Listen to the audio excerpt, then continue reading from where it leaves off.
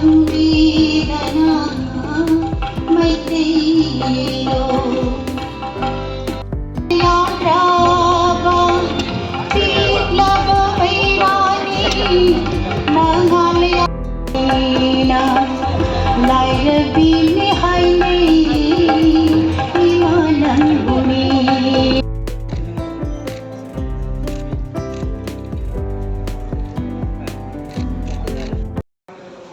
দিনটি সমগ্র মণিপুরী জাতির মণিপুরী ভাষাভাষীর সমস্ত লোকের আজকের খুব আনন্দের দিন। কারণ 1992 সালে এই দিনটি ভারতীয় সংবিধানের 8ম তফসিলে অন্তর্ভুক্ত করা হয়েছিল। ভারতীয় সংবিধানে যখন 1992 সালে মণিপুরী ভাষা অন্তর্ভুক্ত করেছিল, সেই সময় নেপালি এবং কোঙ্কণি ভাষাকেও অন্তর্ভুক্ত করা হয়েছিল।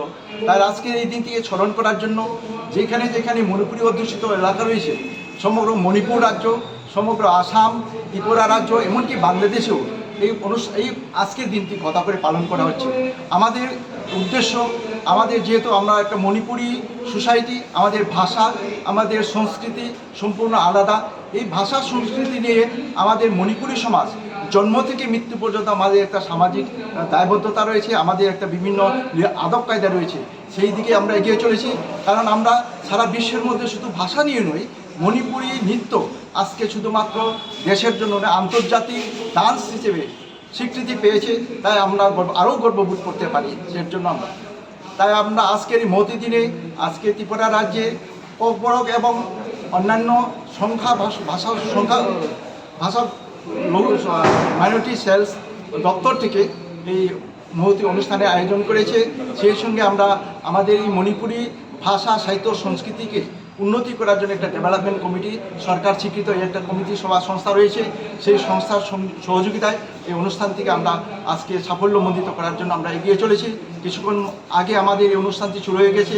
শুরু হওয়ার প্রথমে আমরা একটা বর্ণাঢ্য র্যালি করেছি। আমরা আমাদের এই বার্তা পৌঁছে দিতে চাই, শুধুমাত্র মণিপুরী নয়, ত্রিপুরা রাজ্যের সমস্ত ভাষাভাষী মানুষের কাছে আমরা বার্তা তুলে দিতে চাইছি। আমরা মাতৃভাষার যেমন মণিপুরীরা যেভাবে সম্মান দিচ্ছে, আমরা অন্যান্য জাতিরও যাতে এইভাবে আমাদের মাতৃভাষাকে সম্মান প্রদর্শন করে। কারণ আমরা আজকে এই দিনে আমরা আজকে শপথ গ্রহণ করেছি, সমস্ত আমরা বার্তা দিতে চাইছি সমস্ত মাতৃভাষায় নিজ নিজ মাতৃভাষায় কথা বলার অধিকার, লেখার অধিকার, সঙ্গীত দেওয়ার অধিকার।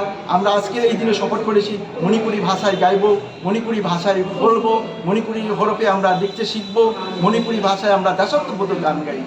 তাহলে আমাদের শুধু ত্রিপুরা রাজ্য নয়, আমরা চাইছি সমগ্র ভারতবর্ষের মধ্যে একটা ঐক্য সংগতি গড়ে তুলুক।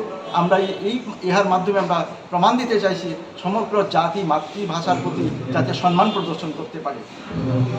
আপনার নামটা? আমার নাম অতুল কুমার সিংহ। আমি এখন আমাদের অ্যাডভাইজারি কমিটির একজন মেম্বার, সক্রিয় সদস্য, এবং এই অনুষ্ঠানে আমি বিভিন্নভাবে সক্রিয়ভাবে সহযোগিতা করছি। কারণ এটা 33তম মণিপুরী ভাষা দিবস। তো এটার অঙ্গ হিসাবে আমরা প্রথমে সকাল মোটামুটি 11:30 থেকে 12:15 পর্যন্ত র্যালি ছিল। এরপরে আমরা এখন এখানে উদ্বোধন করছি। উদ্বোধনের পরে সারাদিনের প্রোগ্রাম এটা। কবি সম্মেলন হবে এবং এটা শেষ হবে সন্ধ্যা সাংস্কৃতিক অনুষ্ঠানের মাধ্যমে। Whole day programme. দুপুরে একটু লাঞ্চের ব্যবস্থা আছে, ছোট্ট একটু লাঞ্চের ব্যবস্থা আছে। মূল মেসেজটা কী থাকবে, বার্তাটা, মূল মেসেজ? এটা ভাষা দিবস প্রত্যেক বছরই হয়। ভাষা দিবস উপলক্ষে এই ভাষাটাকে আরও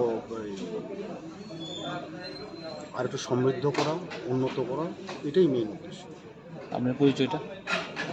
আমানো রত্নজিৎ দেববর্মা, ডিরেক্টর ককবরক।